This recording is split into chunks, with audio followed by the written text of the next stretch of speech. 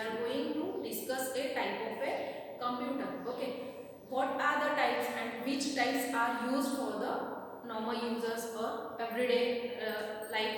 Okay, all computer classifications are classified on the basis of a speed and accuracy of a computer and operational executions of a computer. Okay, type of a computer basically classified by a 6 different classification. In that, first is a mainframe computer. In a mainframe computer developed by the developed for the multinational companies. Why? Because of a number of users can use the same database or same platform on that mainframe computer. Mainframe computer is a costly and high speed computer because of number of users can use it. Okay. Next one is a supercomputer. Supercomputer, as compared to mainframe computer, supercomputer is a very high, costly and very high speed. They can do the trillions of mathematical calculation in a fraction of second. Okay, as compared to mainframe, supercomputer are used very rarely. Why? Because of its cost and its accessibility. Okay, next one is a workstation computer. Is a high cost and speedily and used in a company in a network area. Why? Because of the number of users can use it. Okay, next one is a personal computer. Most of the users or in a routine life, number of users can use the personal computer. Why? As compared to mainframe, super and workstation computer, personal computer are low cost as well as high speed. On that basis they can classify, number of companies can provide the different platforms for the personal computer. Okay, why? Because of it's designed for the single user. Can one user use the personal computer and assign the different operations on that single platform or single computer. Okay, next one is a laptop computer. Otherwise it's a laptop. As compared to the personal computer, laptop is a portable. It can move from one place to another place as per the need or as per the user's expectation. User can move from one place to another place and do the different tasks and different operations on that same platform. It's parallelly work like a personal computer. Okay, next one is a tablet and smartphones. As a routine life or as a daily users can use the smartphones. Why? Because of the smartphones are parallelly work same as a computer or laptop. Tablets and smartphones are portable and placed easily with yours, and you can move from one place to another place as well as you can use the same task as compared to my personal computer and personal computer and laptop, same like a tablet and smartphones. Languages. Which languages? Computer languages. Why? Because of our daily life, it's needed to learn the language for communicate with each other. Same in a computer language, different languages or different platforms are provided for us. The computer languages can be classified in majorly 3 classifications. In that, first, machine language.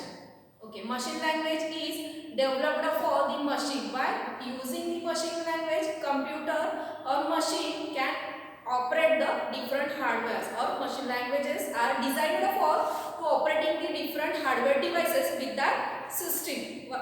Number of machine languages are different operating systems like Windows XP, Windows 10, Apple, etc. Okay, next one is a assembly language. Assembly language is developed for to modulate or demodulate the language from one platform to another platform. Like if users can write something on a computer, internally assembly language assemble the human readable platform or human readable language into the machine language in a 0-1 format. Okay, assembly language or assemblers can help to assemble the words, human being words into the machine words. Okay, next is the high level languages. Okay, high level languages are developed for the different users to develop a different computer languages for to generate the different versions. Because of that why high level languages are developed? Because of the to use the different high level language can assign the number of operation on a computer. Okay, why the different high level language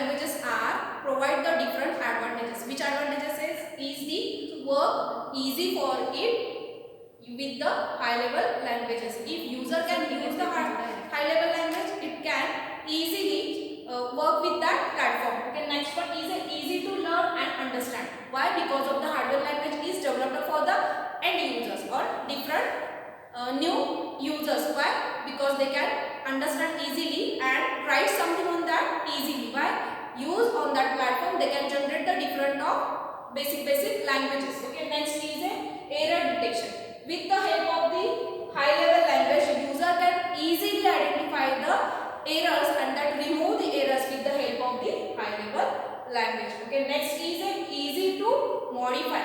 If user can identify the errors, they can easily modify it and remove the errors and generate the proper statement for the system with the help of the high level language. Okay, next one is a faster development. With the help of the high level language, user can develop the different platforms or different languages easily and fastly because of the syntax and readable format is approved or is provided for the end users. Okay, next one is a easy to document. Okay, let's see the one example. If user can write something on the platform with the help of a Microsoft Word. Why? Because on that platform Microsoft Word, user can write the easily in any document. That's why high level languages are helpful for writing the document easily. Okay, one is a disadvantages of a high level language. Which disadvantage is that? Is a using the high level language, it is hard to maintain the hardware devices. Hello. Now we are going to start the next point is a translator. Okay, what is translator and why the needed of to learn the translator? Okay, if unknown users or unknown communicators can communicate with each others, it's needed to mediators who are the translator. Suppose in a system, in a computer system, high level language is understandable for the users and machine level language is understandable for the machine. But the both languages are don't get it for the high level languages not understandable for the machine and machine language is not understandable for the user. That's why the translators or mediators are needed for to translating one language to another language for doing the task properly and store the data properly in a system. In a system or in a computer system, translators are needed to translate or to interpret the data or user data into machine data. It means the high level language to machine level language. Last lecture already we will discuss the what are the classifications of the languages. Okay, high level language, assembly language and machine language that are already we are discussed. Now we are start the assembly language or translators. Okay, in the first, translators are the processing of a languages. It is basically depends on the steps. Which steps? Preprocessor, interpreter, assembler, linker and loader. Preprocessor is a or compiler is a part of a preprocessor. As well as we can say the preprocessor merge with the compiler. Compiler are the part of preprocessor. Preprocessor can do or can compile the single statement or high level language statement to machine level language statement one by one with the help of compiler. Afterward, compiler can assemble this single statement with the help of the assembler or assembly level. In a compiler or in a preprocessor, okay, preprocessor they can merge to translate whole program or whole statement. At that time, they can identify the errors with the help of the compilers. If preprocessor can translate one by one statement and execute it, at that time they can find out some errors. That time they can stop the assembly or they can stop the conversion from high level to machine level language translations. If compiler can identify the error, they can remove the error and again they can load the same program and execute it. First of all, that all procedures are internally depend on each other. See this diagram. In this diagram, preprocessor or compiler done can one level task. Which task is translating the high level to machine level. Then assembler can single statement or part of the statements, block of the statements can assemble with each others with the help of the assembler. Afterward, linkers can link the whole blocks with each others. Afterward, loader can provide the storage area in a memory. Loader can load the whole data which are passed from assembler, compiler, preprocessor and linker can shifted towards the memory with the help of the loader. Loader totally can done for what?